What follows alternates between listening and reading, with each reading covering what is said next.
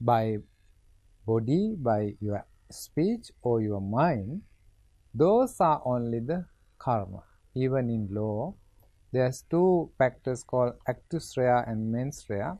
That is, your physical action and mental aspect are important in committing a crime. It is same in Buddhism. We need to have an intention. So, karma is the one of the most misunderstood, misinterpreted concept in Buddhism, because karma is also related with the vipaka. Vipaka means the fruits of your actions or the results of your actions. When you, it's like planting a seed. When you plant a seed, it will get germinated and have a tree, and you have the fruits. So similarly, when you commit crimes or when you commit good deeds or bad deeds, there are results arising from these bad or good deeds. So vipaka is the results. They are some of your vipaka results can be seen, some cannot be seen. Invisible and visible effects. So karma is something dynamic. It's always changing. It is also experiential. It is not something beyond your mind, because you will experience your karma in your mind at the first stage. So there are three very wrong or perilous views regarding the karma in the world. Even among Buddhists, there are these misunderstandings. One is called everything that happens to you, ethical or unethical deeds you have done, happens to you due to previous lives, previous life or many previous lives, as Buddhists believe samsara, cycle of birth and existence. So they believe that everything happens to you is due to karma. This is not Buddha's teaching. Really, this is a wrong, incorrect misunderstanding of the misinterpretation of Buddhism. This philosophy or this teaching was given by a Nigantanatha Putta, one of the Jain religious teacher. Jaina Mahavira taught that everything happens due to your karma. If everything happens due to your past karma, there is no choice for you. You cannot do anything. You don't have a free will. You cannot act out the way you want. So it is not in that, it is not correct. It is a wrong understanding of karma. Everything that happens to you is happens due to your bad and good deeds you have done in previous life. So there is no opportunity, or there is no potentials, there is no space for us to spiritually advance, because everything is predetermined.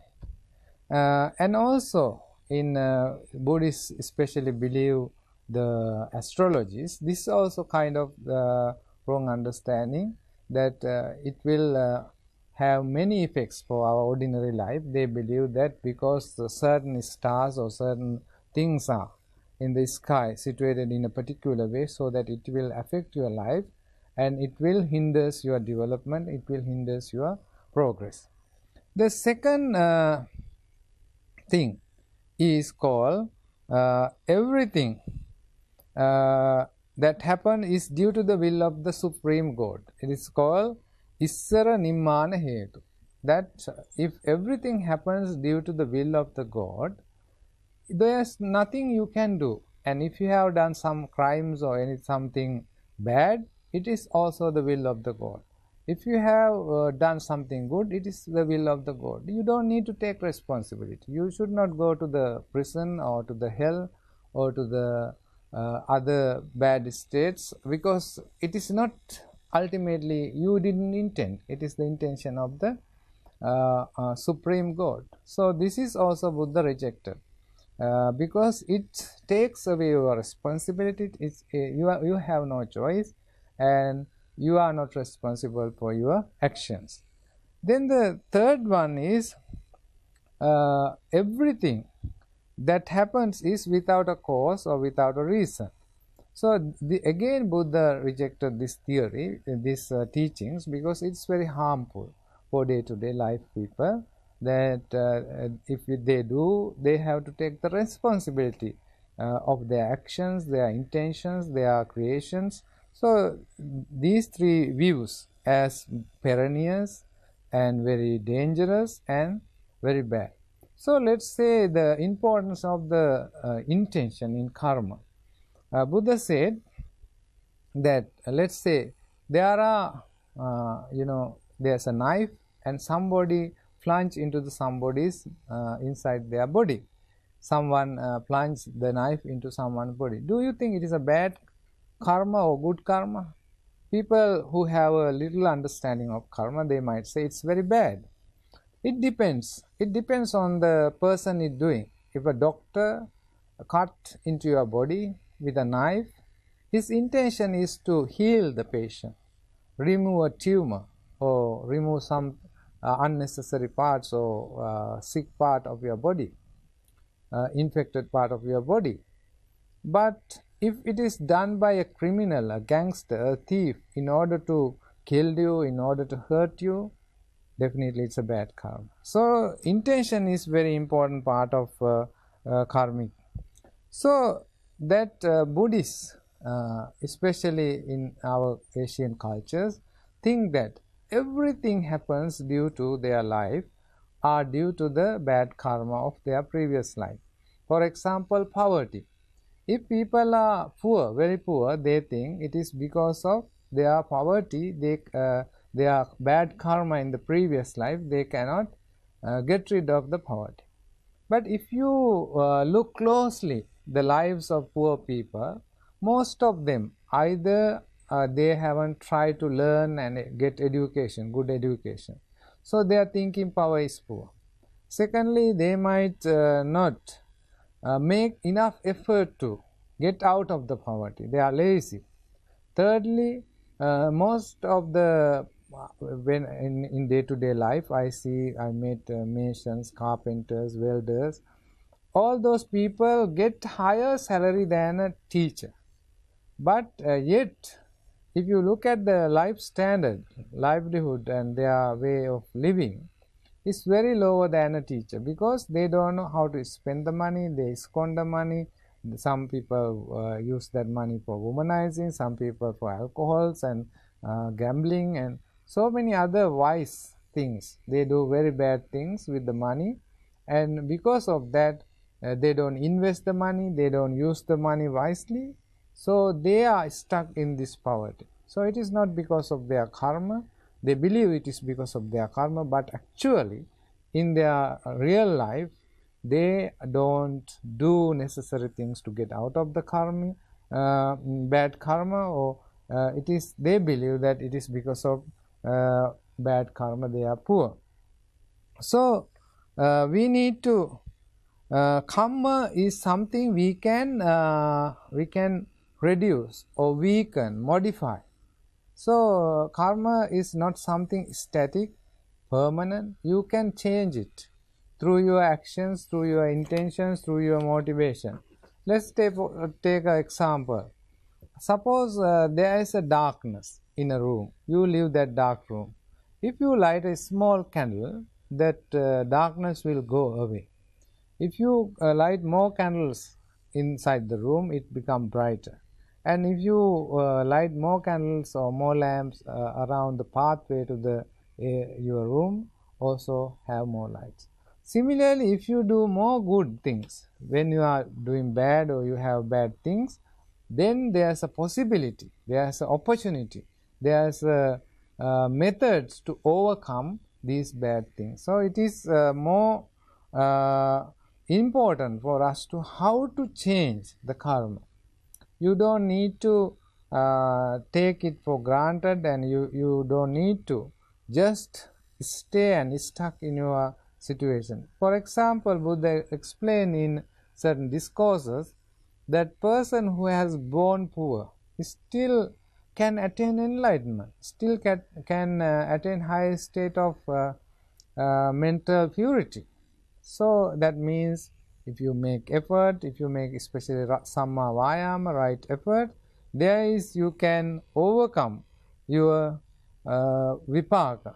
And so people always say that their life is determined by the karma. Actually, it is not so. Karma is conditioned. Our life is conditioned by karma, not determined by the karma. So, karma is one condition in our life. So, there are 5 rules or 5 laws that affects our life. Those 5 rules explain that everything happens to in our life is not due to bad karma. Let's say first one is called Utunyama. Utunyama is like seasonal changes that happens all over the world. Supposing there was a great flood, there was a great volcanic eruptions or tsunami like situations, or heavy rains, storm, thunder, all those are not your karma. Supposing there was heavy rain and there was a flood, it not because of your karma, it is natural law, that no law of seasons has changed and it brings so much water, and there was a flood, and because of that flood you suffer. So it is not your bad karma. So then there are biological causes or reasons. So Bijanya, supposing you grow a coconut, you will get the coconut, you don't get mango. So these are the biological things. And also suppose there are every million human beings, there's a one rare disease, genetic disease or some neurological disease. It not because of your karma, it because of your it is the nature of the seeds or the nature of the biological causes. So we don't need to everything happens to in our life debit to karmic account. So there's another thing called karma niyama. This theory of karma also affects us. Then the chitta niyama. For example, there are some people who are very emotional, psychological causes, very emotional. So he commits suicide or he make very harmful statement to other. So not it is because of karma, it is their psychological nature. Then in the world there's another theory, another causes that affects us. This is called Dhamma niyama. Dhamma niyama is the causes of reality. In our life, when we are born, we get young, mature and get old. There's impermanence. So these are there are many natural causes in the world which cannot, we become older, decay. These are part and parcel of law. It is not because of our karma, this natural law, the reality is like that. So Buddha said one time, those who cover the like if a moon is covered by dark clouds, but winds blow and the dark clouds fade away and the moon come out of from this dark cloud, will become brighter, beautiful, and people get more light from the moon. Similarly, even at your first stage of your life, you have done so many bad things, so many wicked things, so many cruel things. But later in your life, if you change your attitudes, if you change your behavior, your intentions, then you can become illuminate like the moon, illuminate the world. So the there are 4 kinds of karma Buddha talk about. One is dark karma. Dark karma results in dark results. That is bad, wicked karma, motivated by greed, delusion, or anger, or hatred. Then the bright karma with bright results. You are motivated by generosity, non-harming, and wisdom. So you do the good, right things. This is called bright karma with bright actions, bright results. Then there are mixed results, because your intentions and dark and bright both mixed together. Sometimes we have this kind of ideas in our mind. Then there are other actions and other intentions which is neither dark nor bright. So they will give results neither dark nor bright. And Buddha especially explained that in one sutta called Kamma Phalupajiva in Anguttara Nikaya, that everything is not happened due to karma. One who lives off the fruits of his effort. So in this case, this person live with his effort. He doesn't base his life on karma. He make many efforts and he becomes successful, and not of his fruits of the karma. He haven't done many good karma maybe in previous life. Who his life success is based on his effort. So one who lives of the fruits of the karma but not the fruits of his effort. There are another group of people, type of people. Some people don't make any effort. They have many wealth from maybe parents, from their grandparents, and they live a life, luxurious life. They don't make any effort. They enjoy the life. So Buddha one time said it's like some people are enjoying their old food and not making new food, because they are enjoying the previous good karmas of many lives, but he don't make any good new karma. And the one who lives of the fruits of both his effort and his karma. There is another group of people who live on the based on their good karma and also effort. Combination of effort and combination of karma, his life makes successful or make his life continue. And the third one, he doesn't live neither fruits of his own effort nor the fruit his karma. So this person doesn't make any effort to do good karma, and also doesn't make any effort to have his karma. So he doesn't have neither the support of the karma nor the effort. So there are these four kinds. It shows that in Buddhism, karma is not alone the one and only factor that affects our life. So don't rely. And karma, as I mentioned before, we can modify the karma. How we can modify the karma? By creating more positive, more good deeds. Supposing that if you have done, I can give you 3 examples.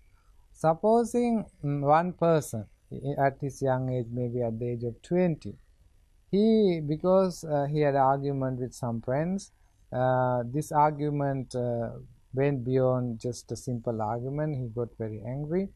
He had a dagger or some knife. He killed his friends. So he goes to prison, and because he goes to the prison, he regret and repents so much inside the prison that he comes. So that's why I said the karma is psychological.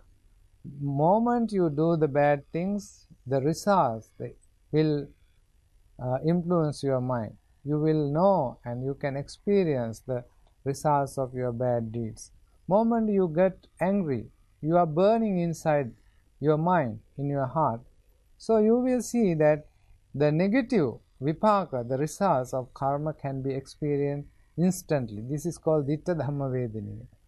And the working of the karma, then this young boy has went to the prison for maybe 30 years, 20 years, and he was released. During the prison, he behaved very well, and later when he come out, he started an education center for the young people to explaining, if you do crimes, you will go to prison, you will have this kind of bad results. So he will encourage other people not to commit any crimes, educate them. And during his last stage of life, he spent very faithful, very devout, good life. So he doesn't do any bad things. So you can see that at the time of doing crime, he did it, but later he changed a lot, whole lot. His life, where he lived the life, changed a lot. So you can, by doing that, you can reduce the effects of your bad karma you have done. And secondly, there are reasons we can ascertain, understand that these are not due to past karma. Some people think this parallelism, karma parallelism, that where you think that you do this, you will get the same. So it's kind of similar but not the same. So there, let's say there was a person and who see that when he's coming from office to the home, he saw fire from far when he was driving, and when he come near, he saw that it was his house burning, and fire brigades tried to extinguish the fire, but they were unsuccessful, and finally the house was burned, and neighbor bring him to his home and try to console him, try to give some advice. Then he asked, don't worry, did you have insurance? He said, I had, but I couldn't renew it. Maybe 1 month ago I forgot to renew it. So he was worried so much. In another instance, there's a woman. That woman had a big business in the town, but her business place was burnt by fire, but she wasn't worried. So the way we respond to our mental response to our karma or our situation might aggravate our karma, might increase the effects of karma, because way we think and way we regret, and because it's more of mental nature to have this kind of karmic effect. So that is why in Buddhism, the Angulimala, one who was a serial killer, it is said in our Buddhist text that he killed more than nearly 999 people. It's a huge amount of people he killed. But at the time he met the Buddha and had a discussion and Buddha's advice, he could become enlightened, and he couldn't give up all his bad habits of killing, and he can change. So that many stories in Buddhism says, and karma is not permanent. You can change it. You can change it for a better life. You can reduce the effects of karma in your life. Only the very heinous, very bad, dangerous karma is called anantara papa karma. This is killing of your father, killing of your mother, killing of arahant, shedding the blood of the Buddha, or make schism in the Sangha. These are the one of the most bad, wicked karma in Buddhism. But you can, unless that you can weaken the effects of the karma in your life. So karma is not something predetermined thing. There's space for you to change it, your destiny. You can change your karma, remember. So don't make a lame excuse for your faults and say that everything happens to you is due to bad karma. This is not Buddhism. So understand that karma is something we can create, we can change, we can make it better. So with that understanding, let's make more positive, wholesome, good karma. May the Buddha, Dhamma and Sangha guide you, protect you and bless you.